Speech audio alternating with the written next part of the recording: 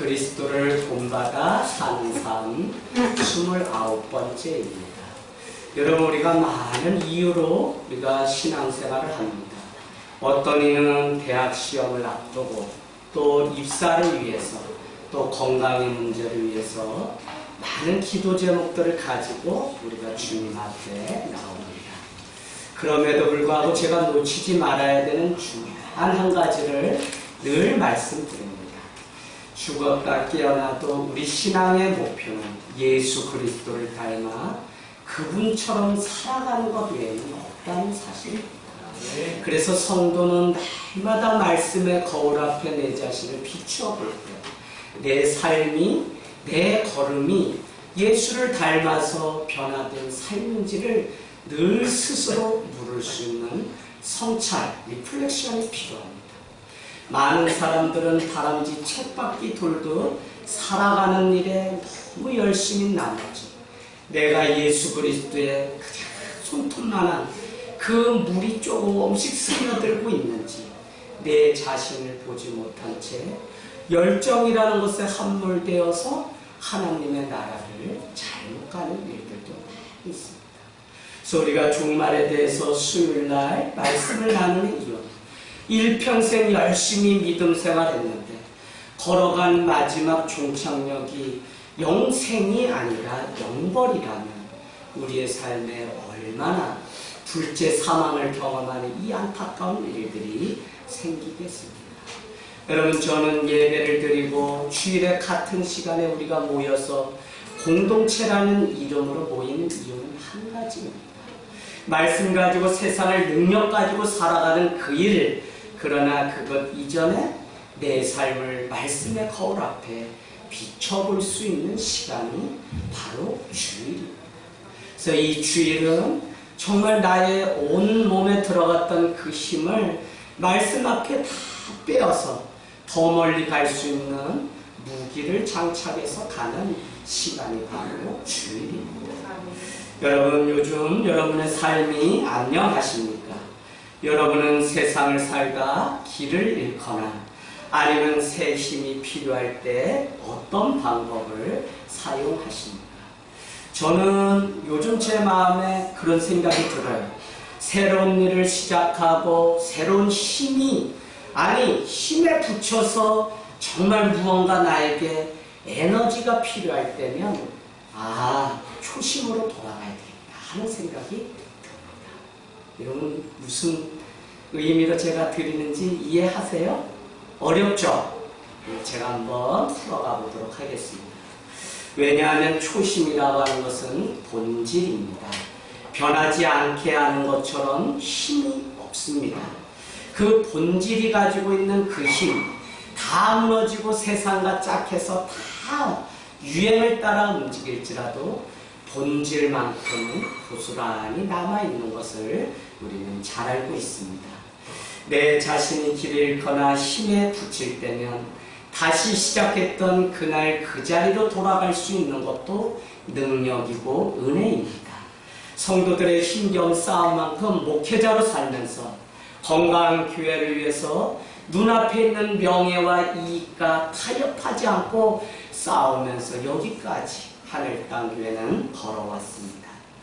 그러는 시간에 때로는 힘에 부치기도 하고 때로는 내 혼자 이 거룩한 삶을 살아간다고 괜히 욕심을 부리는 게 아닌가 하는 두려움이 찾아올 때도 있어요.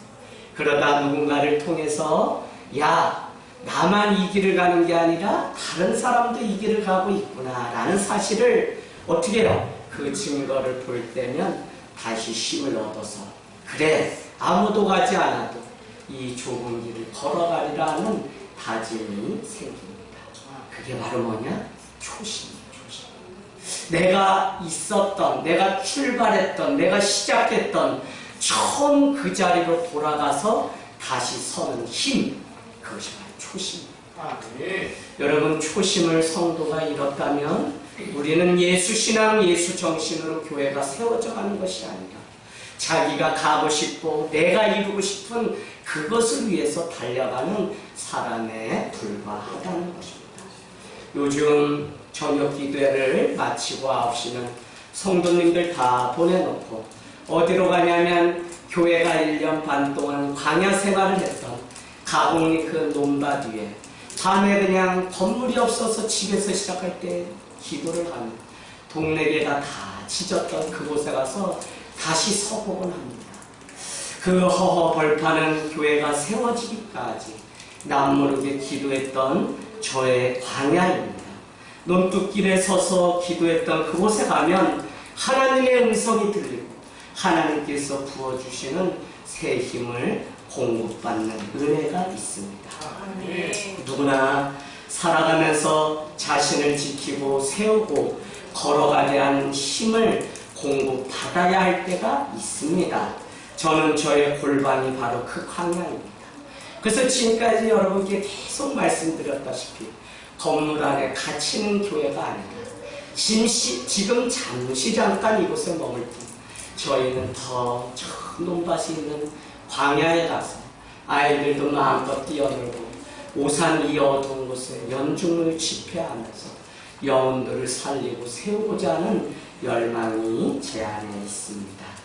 여러분, 왜 우리가 광야에 가야 될까요? 광야에서만 들리는 주님의 말씀이 있기 때문에 그렇습니다. 광야, 미드바르라고 하는 이 단어는 구약에 약 270번 정도 나옵니다. 광야에 가면 물이 없습니다.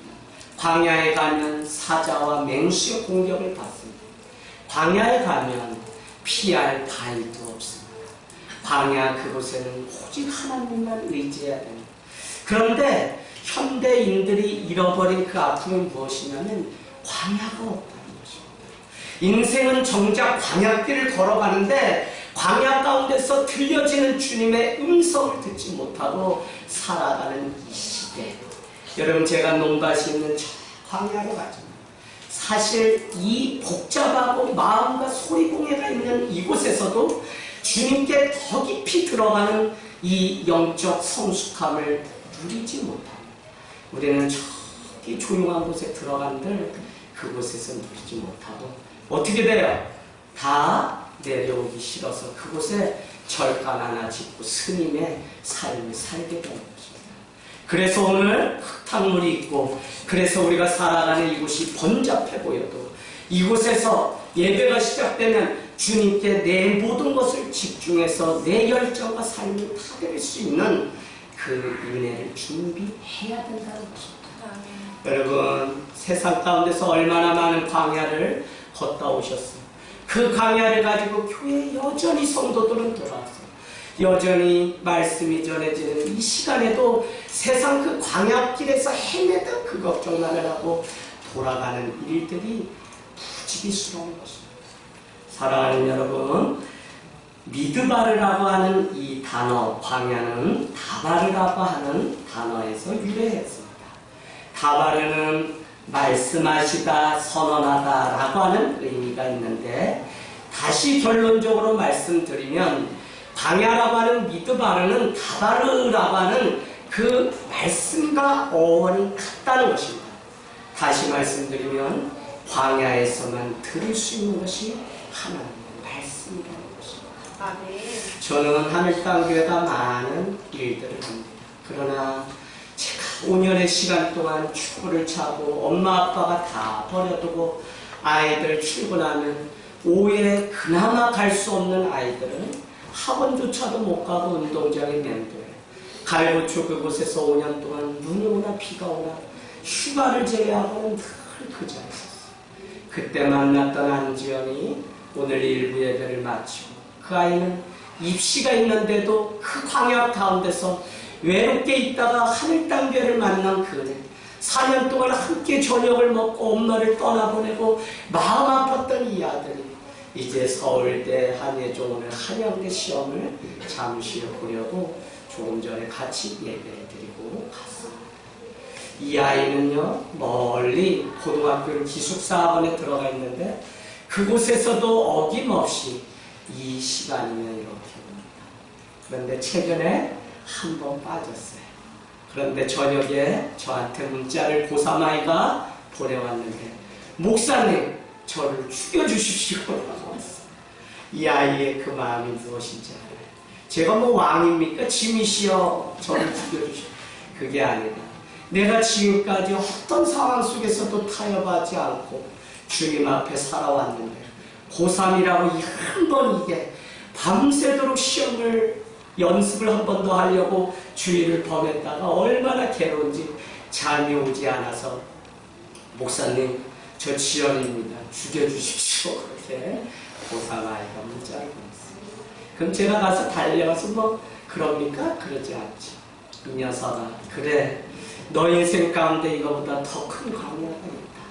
사랑하는 지연아 변함없이 주님 앞에 너 인생을 창조하시고 너를 지명하여 부르신 그분 앞에 내 삶이 서기를 원한다고 축복하게 되는 것입니다. 우리 인생 가운데 척박한 광야에 놓인 것은 저주나 고통이 아닙니다. 왜냐하면 하나님의 말씀을 들을 수 있는 유일한 곳이 광야 미드바르이기 때문에 그렇습니다. 그래서 우리는 피하지 말고 광야가 찾아오거든 주님의 말씀을 듣기 위하여 오히려 광야, 오히려 하나님께 나아가는 연습을 해야 된다는 것입니다. 부디 부탁드리고 우리 아이들 다 해주지 마세요. 그 아이들이 지금 만나야 되는 광야가 있고 지금 경험해야 되는 아니 그 인생 지금 하나님을 만나서 말씀으로 어떻게 살아가야 되는지 알아야 될 때가 그들에게 있어요. 이거를 부모님들이 다 광야 위에 텐트 쳐지고 또 뭐 이렇게 해주면 안 되더라고요. 저도 늘 두려운 게 그런 거예요. 우리 아들 그래 아빠보다 축복받아.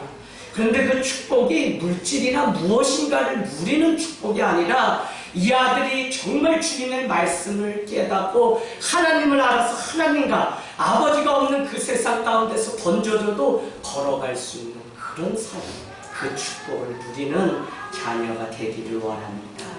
여러분 우리가 지켜야 되는 것이 말씀입니다. 말씀이 생각나고 기억나는 사람은 초심을 잊어버리지 않습니다. 말씀대로 움직이면 순종하게 되었습니다. 말씀을 깨뚫어 알게 되면 내 마음대로가 아니라 주의 뜻이 무엇인지 날마다 묻는 삶을 살게 됩니다. 옥중에 갇힌 사도 바울은 자기의 비루한 그 삶조차도 어찌 될지 모름에도 불구하고 오늘 옥중 안에서 한 통의 편지를 썼습니다. 그것이 바로 빌레몬서입니다.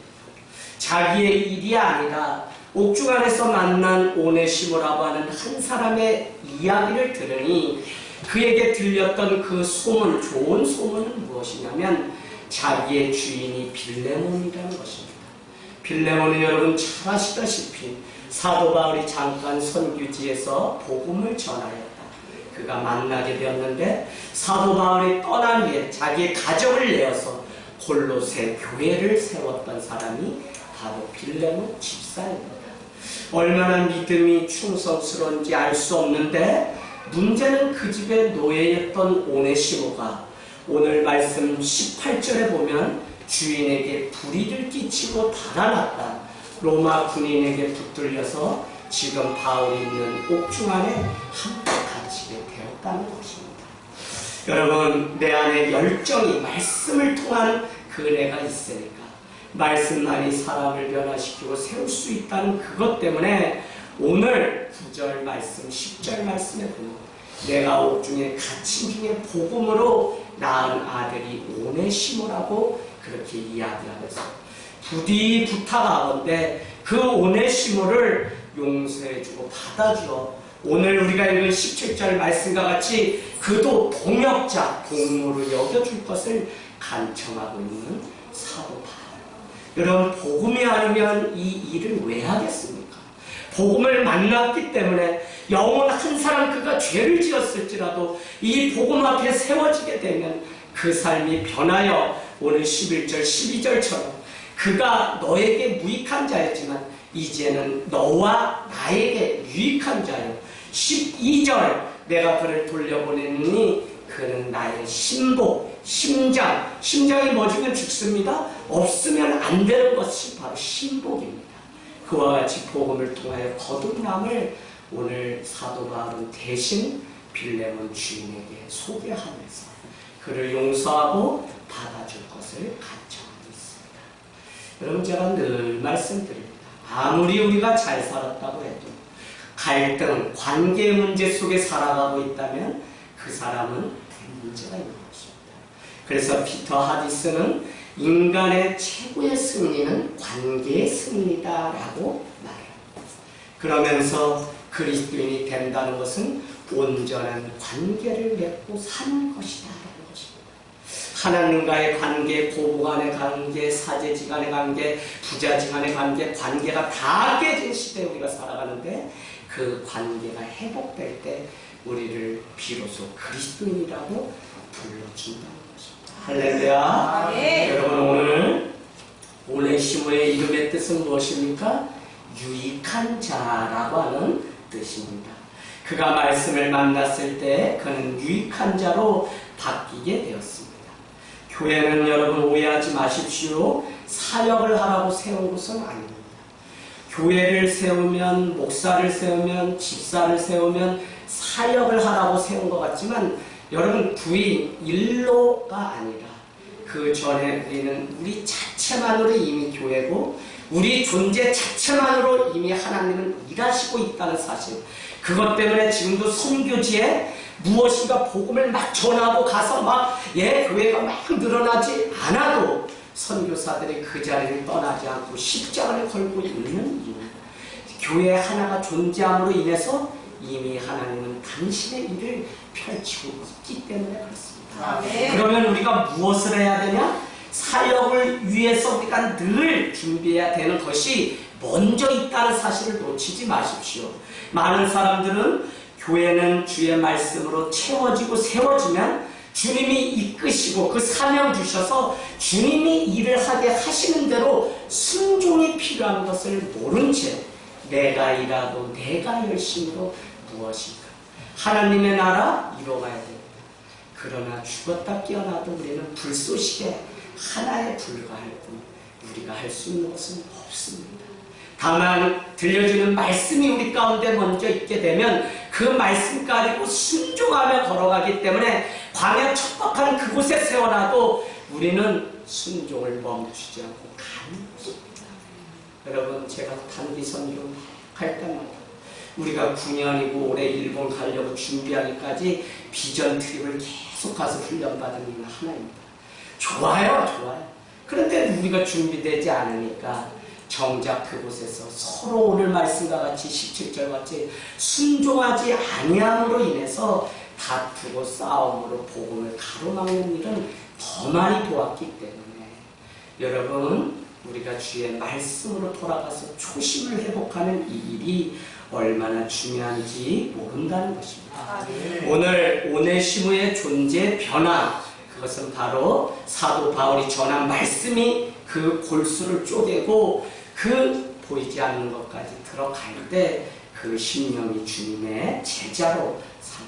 그래서 제가 결론 삼아 말씀드렸다시피 1세기의 역사를 기록했던 요세푸스의 기록에 의하면 초대 감독 오네시모는이라고 하는 편지가 있다고 말씀드렸습니다. 그것은 뭐죠? 결론적으로 유추해보면 오늘 빌레몬은 오네시모를 용서해주고 그는 믿음의 용사로 잘 세워져 초대교회의 리옹이라고 하는 한 지방에 감독으로 맡혔던 사람이 한때는 도둑놈이요, 한때는 불의를 끼치고 한때는 노예였던 그 인생이 존재 변화가 일어났다는 것입니다. 말씀이 내 안에 있으면 삶을 다시 바라보고 다시 해석하게 됩니다. 말씀이 없을 때는 아름답다는 것이 제 개인적으로는 그저 아무 일 없이 내 인생에 오점도 없고 때 묻은 것 전혀 없이 아픔도 없이 그냥 그렇게 시온의 대로를 걸어가는 것이 아름다울 밑자라고 생각했습니다. 그렇게 굴곡 없는 인생을 날마다 꿈꿨는데 주님을 만나고 보니 아름다움이라는 것이 그런 것이 아닌 것을 알게 돼요. 살아보면 살아볼수록 오히려 굴곡지고 광야 가운데 놓이는 인생, 휘어질 수밖에 없는 인생이지만 주께서 가라하신 그 길을 완주해내는 것이 아름다운 삶이라는 생각을 요즘 많이 하게 됩니다. 여러분 안 그렇겠어요? 제가 아우를 보내고 이제 목회를 하려고 또 아버님, 또 저는 말 못할 많은 믿지 않는 가정의 1세대로 예수를 혼자 정신병자 취급당하면서 믿으면서 환난이란 환난을 제 스스로도 그냥 쓰러져서 병원에서 비상약을 가지고 살아야 될 정도로. 군대도 남들은 그냥 가가지고 밥 먹고 말년에는 그냥 부하 직원들이, 부하 병사들이 타다 주는 밥 먹다가 저녁합니다. 네. 저녁할 랬더니 강릉 잠수함 사건이 우리에서 터져서 총을 들고 수류탄을 주면서 그냥 조금 트럭에 타라 그러는데 FTX라고 하는 비상훈련 걸렸니? 했더니 실전입니다. 탄창 200발 주는데 그냥 저를 보면 갈겨도 된답니다. 말년병자 한 달도 안 남겼는데 내 머리 위에 총알이 왔다 갔다. 나는 그래서 그것을 군생활 하루도 하면서 전역하면 유공자로도 되는 줄 알고 저 전역 하루 더 있다가 할까요? 아니요, 가라는 거 자꾸 전역하는. 저 유공자 되는 거라 했더니 기다리라는. 전역한 지가 지금 몇십 년이 되려고 하는데 아직까지도 연락이 없고 제가 속아서 이렇게 살아요. 여러분, 이렇게 목숨을 내놓는 많은 굴곡진 삶을 살아도 그 굴곡진 게 없는 게 아니라, 광야가 없는 게 아니라 그 광야 속에서도 물 한 방울 나오지 않는 그곳에서도 꽃을 피워내는 인생이 진짜 인생이라고 하는 이 아름다움을 다시 보게 되었다. 할렐루야. 여러분, 인생은 해석입니다. 내가 인생을 어떻게 보는가가 준비되지 않으면 우리는 여전히 세상을 그냥 세상 사람들의 눈으로 보는 자에 불과하다는 것입니다. 어느 때는 제가 하나님께 따져 물었다니까요. 하나님, 저에게 정말 왜 그러세요? 저 욕과 같은 인생 아니어도 좋습니다. 아니, 그냥 조용히 살다가 가면 좋은데 큰 사명 맡겨주시지 않아도 되는데, 아니 그것 때문에 큰 시련 주지 않아도 되는데 왜 이렇게 저를 힘들게 하세요? 주님이 저에게 주시는 음성, 눈물로 쓴 인생만 진짜라는 것입니다. 여러분, 눈물을 먹어본 인생, 눈물 젖은 빵을 먹어봐야 진짜 인생을 산다고 말합니다. 그렇습니다. 아름답다는 것은 내 삶에 파도가 없는 것이 아니라 그 파도 속에 뛰어들어도 요동하지 않는 것입니다. 왜냐하면 주님만 바라보는 자는 요동하지 않기 때문에 그렇습니다. 제가 주님 만나서 바뀐 것은 진리가 나를 자유케 하는 것입니다.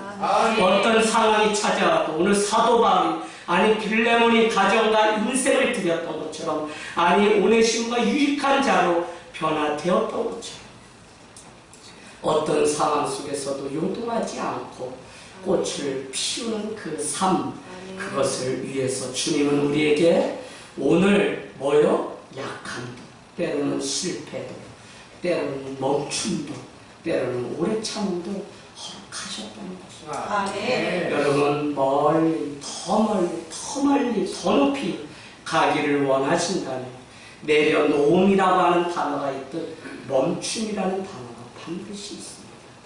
요단강 앞에, 홍해 앞에 멈춤의 시간이 결국은 우리 목에 칼이 들어와 죽는 시간인 것 같았지만 하나님을 진정으로 인정하고 만나는 그 은혜가 있었습니다.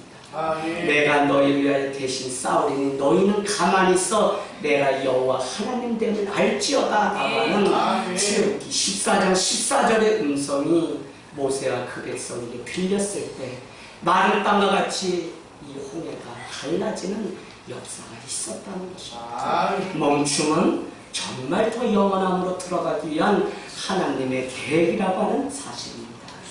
저는 오래전에 읽고 제가 가지고 있는 책이기도 한데, 하나님의 타이밍이라는 책자 안에 어느 연합군 병사가 쓴 식기, 그 기도문이 가슴에 와 닿아서 소개하려고 합니다. 내가 성취할 수 있는 힘을 달라고 하나님께 구했더니 겸손히 순종하는 법을 배우라고 연약함을 주셨습니다. 내가 많은 일을 할 수 있는 건강을 달라고 하나님께 구했더니 보다 가치 있는 일을 하라고 병을 주셨습니다. 내가 행복해지도록 부를 구하였더니 지혜로워질 수 있도록 가난을 주셨습니다. 세상 사람들의 칭찬이 듣고 싶어 성공을 구했더니 하나님의 필요를 느낄 수 있게 실패를 주셨습니다. 삶을 누릴 수 있는 모든 것을 달라고 기도했더니 모든 것을 누릴 수 있는 삶 그 자체를 선물로 주셨습니다. 구한 것 하나도 주시지 않았지만 내 소원 모두를 들어주셨습니다.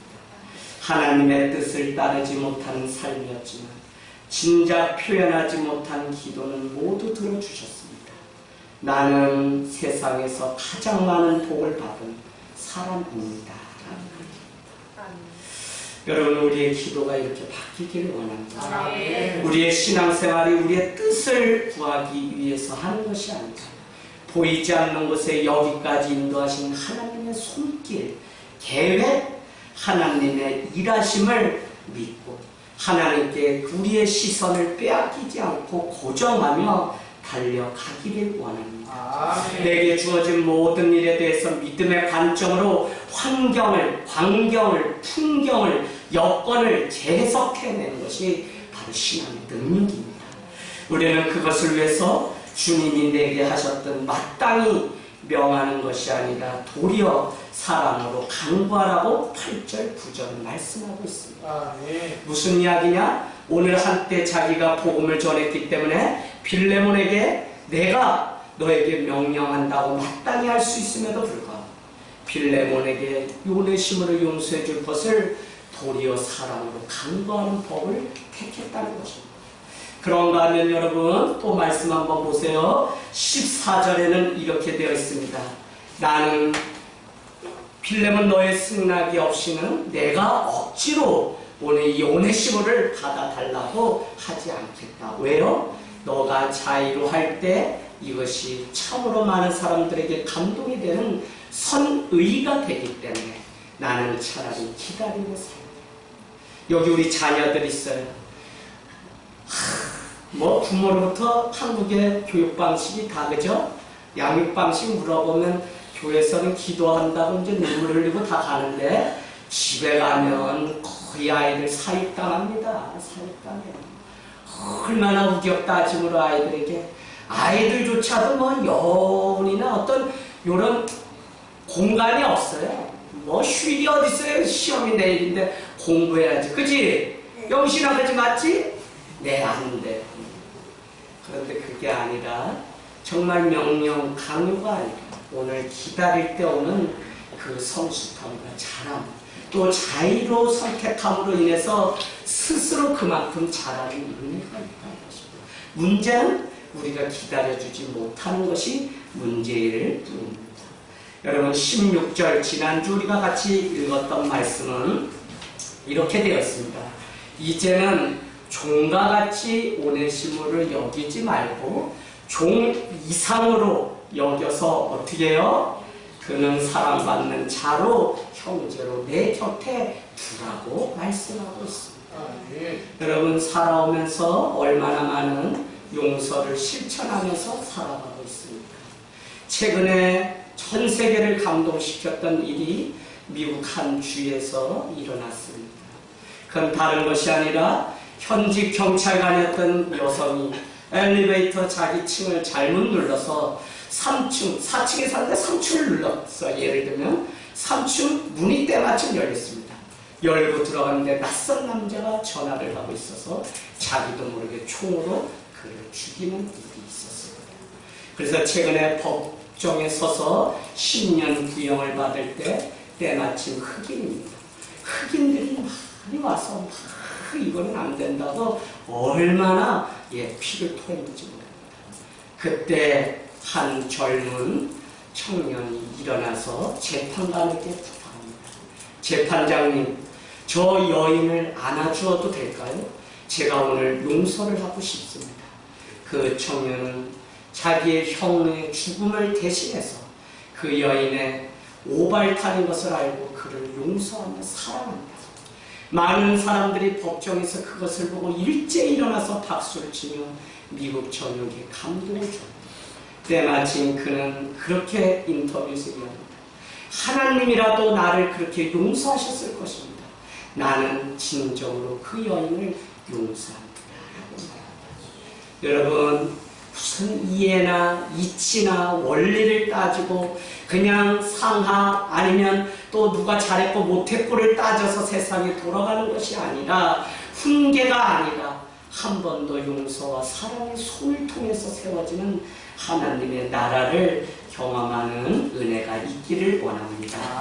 15절 말씀 볼까요? 15절은 그래서 하나님의 감춰진 비밀을 볼 수 있어야 되는데 15절은 뭐와 뭐? 잠시와 영원이라는 단어를 비교 대조합니다.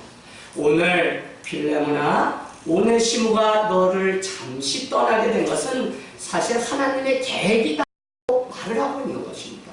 아니 불의를 끼쳐서 도망갔다 잡혔으면 세상 법으로 말하면 잘못했기 때문에 법정 구속을 당한 것임에도 불구하고 인간적인 그 계산 너머에 하나님이 하시고자 하신 감춰진 비밀이 있다는 해석을 오늘 사도 바울은 빌레몬에게 하고 있습니다. 그것은 뭐죠?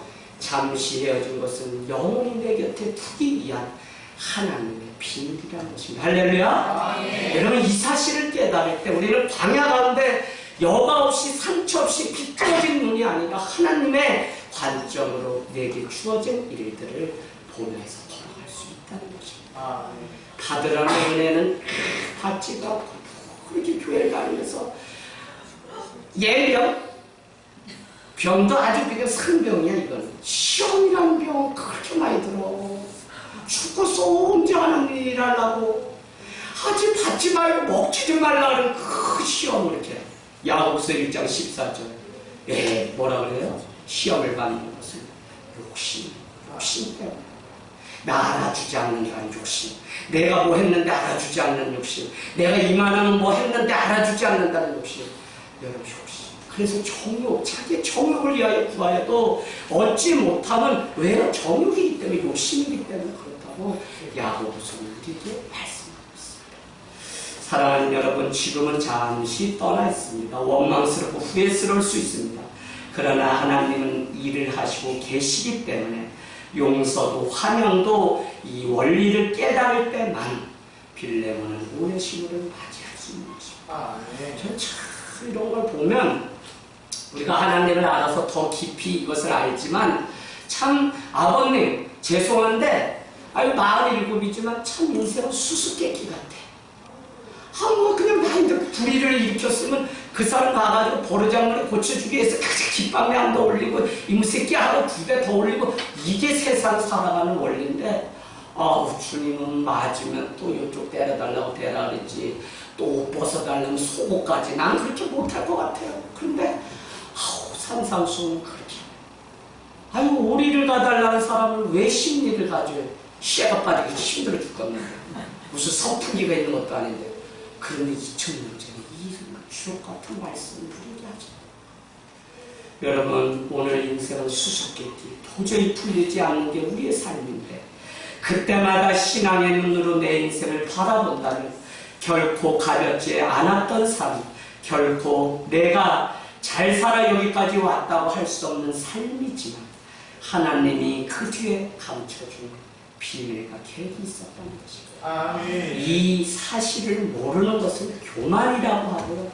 이 사실을 모르는 것을 다른 사람은 다 아는데 나만 모르는 것을 뭐라고 할까요? 네? 교만 동생 오만이라고 합니다. 오만은 다른 것이 아니라 나만 모르는 것. 다른 사람들은 다 알거든요. 나만 몰라. 하나님이 여기까지 나를 살려주시고 하나님의 은혜로 지금 내가 숨쉬고 살기 때문에 살아가고 있다는 이 사실을 나만 모른다. 이게 오만. 이게 결국 교만인 거죠. 사랑하는 여러분, 그래서 기다리지 못하고 내가 일하려고 하고 그래서 품지 못하고 버리려고 하는 때가 얼마나 많나요? 많은 이들의 후회는 기다리지 못하는 것입니다.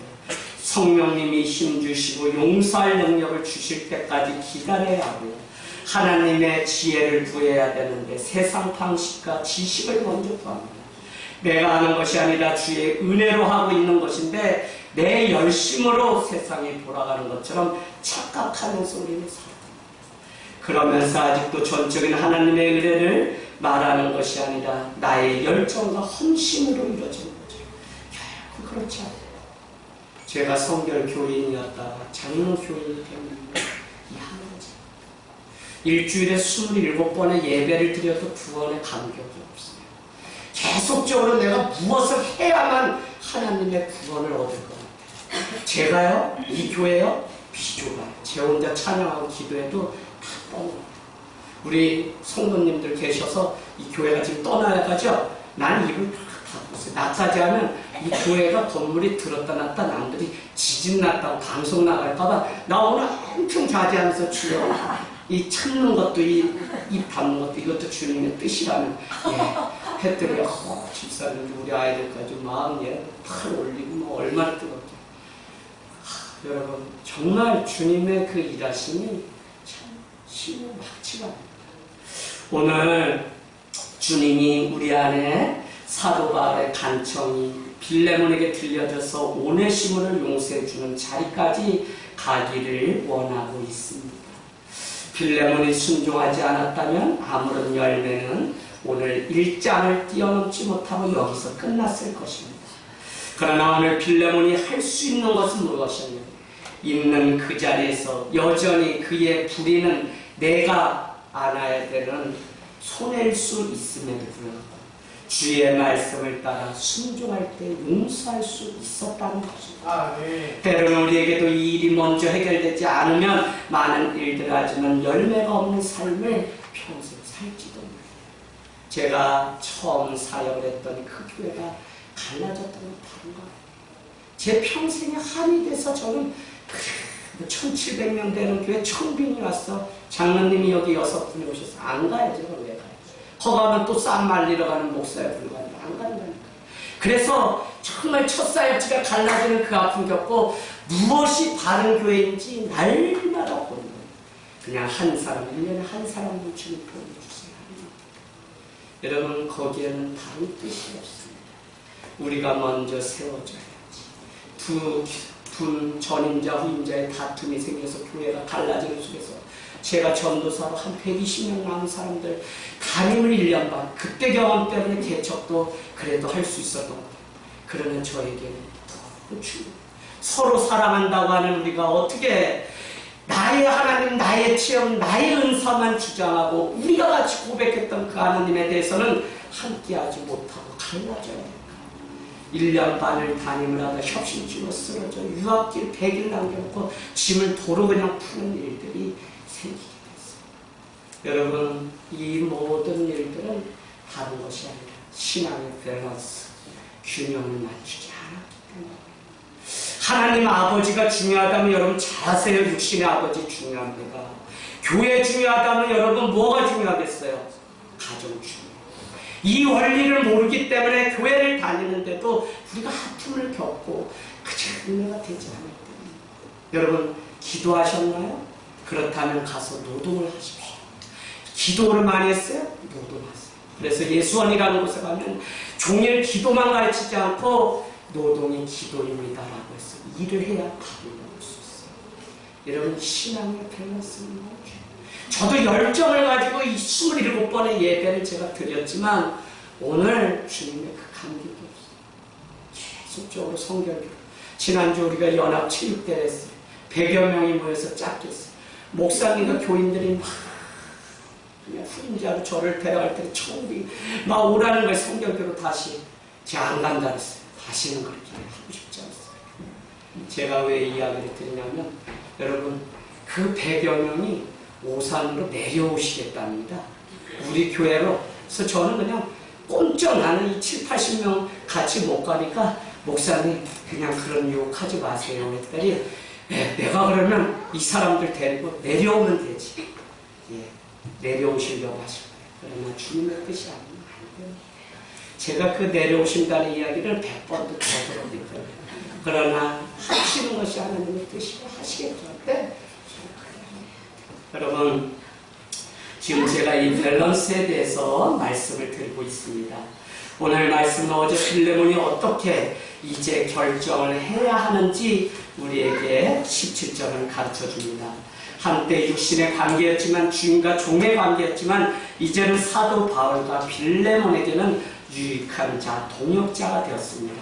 15절에는 영원히 둘 자가 되었다는 것입니다. 왜냐하면 바울과 빌레몬이 동역자인 것처럼 이제는 없으면 안 되는 신복과 같은 자가 되었다는 것입니다. 사도 바울은 오늘 이 편지를 위해서 서두에 예수를 위하여 갇힌 자라고 하면서 1장 1절에 한번 가보세요. 뭐라고 많은 단어가 있음에도 불구하고 오늘 이 편지를 받는 빌레몬을 말을 하고 있냐면 뭐요? 우리의 사랑을 받는 자요 동역자인 빌레몬, 동역자 빌레몬이라고 소개하고 있다는 것입니다. 여러분, 오늘 17절은 빌레몬도 바울에 대해서 동역자로 생각한다고 하는 그 확신이 그에게 있었습니다. 그러므로 너가 나를 동역자로 알지인데, 왜? 사도 바울이 이미 빌레몬에 대해서 1장 1절에 예수를 위해서 옥중에 갇힌 자 된 바울은 우리의 사랑을 받는 자요 동역자인 빌레몬과 군사된 아키포와 쭉쭉쭉 하나님의 교회에게 편지하노라 라고 1장 3절까지 기록되어 있습니다. 내가 그를 동역자로 여긴다면 그도 나를 반드시 동역자로 여길 거라고 하는 믿음, 오늘 강요가 아니라 명령이 아니라 기다림을 택할 수 있었던 것은 반드시 빌레몬이 주의 복음을 통하였기 때문에 때가 되면 그의 인생이 바뀔 것을 알고 있었기 때문이었습니다. 여러분, 믿어준다는 게 얼마나 힘들지. 어떨 때는 힘들어요. 여러분, 교회는 개척하면요 누가 많이 오시죠? 500원만 1000원만 요즘은 또 달라요. 이제는 5,000원은 달라고 하는 분이 많아요. 아이, 나도 지금 밥 못 먹고 그진데 뭘 와가지고 목사님이시나요? 그래서 얘 무섭다니까. 목사님이라고 묻는 게 무서워요. 재워달라, 밥 달라, 뭐 달라. 제가 최근에 그래 멀리서 오셨어요. 그러니까 20만 원 그게 돈입니까? 저 선교지 가서도 쓰는데. 예, 성도님, 제가 그래. 그 주에 오셨거든요? 그랬더니 소식이 어떻게 안 돼요. 근데 저는 믿음이 있어요.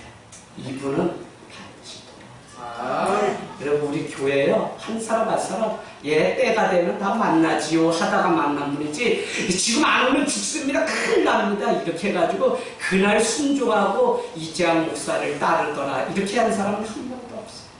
믿어주는 거예요. 참 믿어주는 거예요. 여러분, 오늘 동역자가 누구인지 우리는 말씀을 마치면서 깨닫게 되기를 원합니다. 동역자란 서로 순종하는 사이입니다. 높고 낮음의 문제가 아니라 가불관계도 아닙니다. 서로 죽게 하듯 하는 마음으로 최선을 다하여 순종할 때 동역자입니다. 그 동역자를 3절의 말씀처럼 하나님 우리 주 예수 그리스도와 뭐라고 얘기하죠? 우리 주 아버지와 주 예수 그리스도로부터 오는 은혜와 평강이 있을 때 어떻게 동역자의 관계가 될 수 있어요. 오늘 여기 있어요. 우리 사이가 있어요. 그러나 이 사이 안에 은혜와 평강이 우리를 주장하게 될 때 비로소 우리는 동역자가 될 수 있어요. 내가 낳은 자녀일지라도 은혜와 평강의 관계가 되지 않으면 우리는 동역자라고 할 수가 없어요. 그래서 오늘 1장 3절이 오늘 이 말씀을 푸는 유일한 키워드. 야, 오네시모를 향한 빌레몬아, 너와 나 사이에도 은혜와 평강의 관계인 것처럼, 동역자의 관계처럼 이제는 너와 이 오네시모의 관계도 은혜와 평강의 관계가 되기를 원한다는 사실을 가르쳐주고 있다는 것입니다. 21절은 한번 21절 가서 한번 읽어볼까요? 같이 시작. 나는 내가 순종할 것을 내가 말한 것보다 더 행할 줄을 아노라. 아멘. 이 확신을 그냥 하는 것이 아니라 은혜와 평강 가운데 있기 때문에 서로 동역자가 될 것을 믿을 수 있었다는 것입니다. 여러분, 이 동역자는 코이노노스라고 하는 헬라어입니다. 창세기 18장 27절에 소돔과 고모라가 멸망할 때 의인이 있으면 멸망하지 않는다고 할 때, 그때 아브라함은 하나님께 기도합니다. 하나님, 의인 10명 있으면 그럼 망하지 않습니까? 의인 한 사람만 있어도 망하지 않습니다. 그때 아브라함은 이렇게 기도하죠. 18장 27절로 표시해 놓으세요. 무슨 의인이냐면 감히 태끌과 같은 나라도 주님 앞에 간구합니다. 이 소돔과 고모라를 멸하지 말아 주십시오라고 간청하게 됩니다. 그때 그 티끌이 바로 뭐요? 코이노노스라고 하는 동역자, 먼지, 티끌, 섬김이라고 하는 단어. 그래서 여러분 여기서 파생돼서 또 나온 단어가 뭐죠? 봉사라고 하는 디아코노스. 집사는 뭐냐면 디아코닉입니다. 그래서 직분이라고 하는 것은 섬기는 자라고 하는 의미입니다. 그래서 여러분 이 직분이 정확지 않으면 건강한 교회가 세워질 수 없어요. 우리는 그냥 교회 몇 년 다니면 집사는 딱지치기해서 따는 것처럼 집사 이거에서 안 그렇지. 집사가 분명히 하나님의 나라를 위해 섬기는 자리에 가기로 결단한 사람이 집사예요. 그래서 그 집사라고 하는 직분이 무슨 권사장로가 중요한 게 아니라 집사라고 하는 그 직분이 얼마나 소중한지를 알 때 그는 하나님의 백성, 주님의 제자의 삶을 살아갈 수 있다는 것입니다. 고린도전서 3장 5절에서 9절에 고린도 교회 안에 분쟁 문제가 생겼는데 음행 문제, 뭐요? 또 개파 문제가 생겼습니다. 그래서 누구는 아볼로파, 게바파, 그리스도파, 바울파, 파 문제로 싸움이 났어요. 그때 사도 바울은 분명히 말합니다. 아볼로는 물을 줬고 나는 심었고 오직 자라게 하시는 분은 하나님이시다. 그러면서 우리는 하나님의 동역자요 하나님의 집인이다라고 3장 9절 말씀합니다. 여러분 동역자라고 하는 이것이 뭐라고요? 아까 말씀드린 것처럼 티끌, 먼지. 그러니까 오늘 나를 동역자로 알진대 라고 하는 이 동역자는 쉽게 말하면 동무라는 단어인데 종합해 보면 상대방에 대해서 나는 먼지, 티끌에 불과합니다 라고 하고 자기를 낮추고 섬기는 친구가 동역자입니다. 이게 되지 않고 내 팔뚝이 얼마나 붉은데 라고 하면 그 사람이 동역자가 아니라 반드시 가던 걸음 돌아서서 따라가게. 그러기 때문에 루키도 우리가 잘 아는 것처럼 오르바와 루스의 인생은 갈라지게 됩니다. 여러분 우리는 동역자입니다. 많은 사람들이 하나님을 위해 일을 합니다. 그러나 자기 열심과 자기 노력으로 치우치다 보면 서로 동역자라고 하는 의식을 잃게 됩니다. 아니 서로 순종하고 서로 섬기고 이루어가는 것을 잃게 됩니다. 교회를 우리가 알지 못하는 서로 지체되어 주님이 이곳에서 동역하기를 원하시는 동역자라는 사실을 알지 못하게 돼요. 왜 형제의 아픈 병듦을 내일처럼 기도하고 밤마다 주님 앞에 살려달라고 기도합니까? 그는 나의 동역자요 나의 지체이기 때문에 그렇습니다. 오늘 17절 말씀은 너가 나에게 그렇게 영접했던 것처럼 오늘 오네시모가 돌아간다는 빌레몬하고 부디 가르쳐갑니다. 그를 영접하기를 내게 하듯 하라. 이 말은 죽게 하듯 하라고 하는 말씀입니다. 여러분 지극히 작은 소자에게 한 것이 내게 한 것이다 라고 하는 말씀을 여러분 잘 하셔야 돼요. 그래서 많은 사람들은 저 작은 거, 저 가난한 사람, 저 불의한 사람, 저 사람과 친구 되는데 진짜 교회고 진짜 믿음이고 라고 해서 자꾸 있고 없고 가난하고 부하고 해서 가난하고 없는 사람을 하는데 그러나 여러분 그거는 맞고 예수님 따라하는 거 맞습니다. 그런데 제가 드리려고 하는 것은 아까 밸런스 균형이라고 했는데 모든 것을 다 귀하게 여길 수 있는 자만이 소자도 눈에 들어옵니다. 자꾸 이 사실을 한국교회가 망각하기 때문에 영적인 것만 귀하고 밥 먹고 교제하고 살아가는 가정에서는 그냥 믿음이라는 이유로 아무것도 안 해도 되는 것처럼 하기 때문에 부끄럽습니다만 제가 신방을 가면 남편들이 얼마나 많이 나라를 하는지 자녀들이 여러분 이 신앙의 밸런스는 오늘 죽게 하듯 하는 마음이 너가 정말 있다면 나에게도 그렇게 했다. 오늘 누구에게요? 빌레몬에게도 그렇게 오네시모에게도 그렇게 해주겠어요. 우리는 우리의 사랑의 한계는 자꾸 사랑과 대상을 우리가 기준을 삼아서 정하기 때문에 우리는 끝까지 사랑하지 못하는 거예요. 제가 이 선교도 끝까지 내가 하지 못하는 게 기준이 자꾸 우리가 저기 멀리 그냥 몇 곳을 정해서 목회자들끼리도 가고 했는데 가지를 못해요.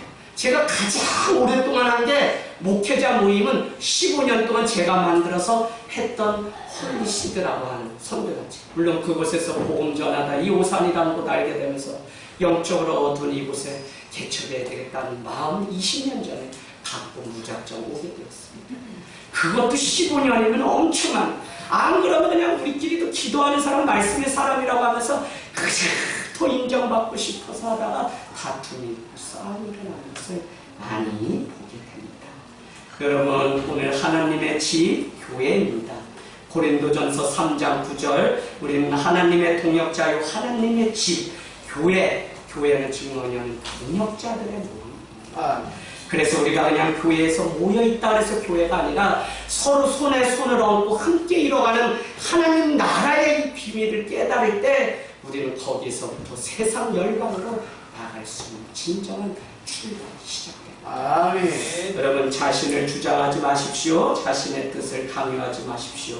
오늘 말씀과 같이 성숙한 사람은 기다립니다. 자신이 먼저 그리스도를 따라서 살아가게 됩니다. 아멘. 서로 어떤 일을 하자고 할 때 밀어주고 믿어주고 기도해주고, 또 여러분 따라오지 못하는 자는 어떻게 기다려주는 것도 참 신앙의 성숙한 것. 아멘. 그래서 전에는 막 안 따라오면 제가 전도사 때요, 애를 옥상에 올라가지고 얼마나 혼을 냈는지, 얘가 기도하자더니 기도하면서 전도사님이 감사하면서 진짜 감사한 줄 알았지. 주일날 안 왔어. 그래서 야 덕중아 왜 안 왔니? 지금 그 교회 집사님 됐어요? 그래서 찾아갔더니 제가 설명하고 이해시킨 이게 강요지, 걔한테는 납득이 안 되고 걔가 억울했던 거 제가 들어주지 않고 믿음이면 해야지 막 그렇게 얘기했던 거예요. 상처를. 저도 그렇게 열정을 그냥 막. 그런데 여러분, 소용없어요. 해야 될 때는 있겠지만 알아들을 때, 따라올 때, 먹어도 설사 안 할 때, 요때 말씀도 줘야지, 뭐 센 말씀 전해줬다고 다 설사 안 나니까 설사해요. 저희 이렇게 말씀 전해본 적이 없어요. 설사 웃으면서, 여러분, 이제 예화 첫 번째 거야, 두 번째. 그랬더니 그 예화 맛있게 먹다 다 가더라고요. 그래서 안 되겠다. 한 사람이 세울 사람 세우죠. 그래서 말씀 전하게 되었습니다. 여러분, 동역함의 가장 중요한 요소는 일로 생각하지 마십시오. 교회도 여러분이 오셨다고 해서 일하시라고 저는 하지 않습니다. 여러분의 영혼이 은혜 가운데 세워지는 일이 더 중요합니다. 상처받았다는 그 상처가 씻어지기까지 하나님의 은혜 앞에. 동역자는 일로 서로 만나는 관계가 아니라 뭐요? 한 영혼, 사람과 사람을 만나는 것. 동역자는 먼저 저 사람의 마음을 이해하고 정서를 이해해 줄 때, 저 사람이 지금 어떤 마음으로 그래서 못한 거구나, 그래서 오늘 못 가는구나, 그러면 좀 휴가도 주고 좀 갔다 오라고도 할 수 있는 거죠. 내가 가자는데 안 따라가면 배신자, 그냥 뭐 이렇게 한국교회가 해결해요. 여러분, 정말 주의 복음 가운데 우리가 거듭나서 어떻게 해요? 오고 있는 이 하나님의 나라에 소망을 세상 가운데 울림통이 되어서 전하는 귀한 삶이 되기를 주님의 이름으로 축복합니다. 아멘.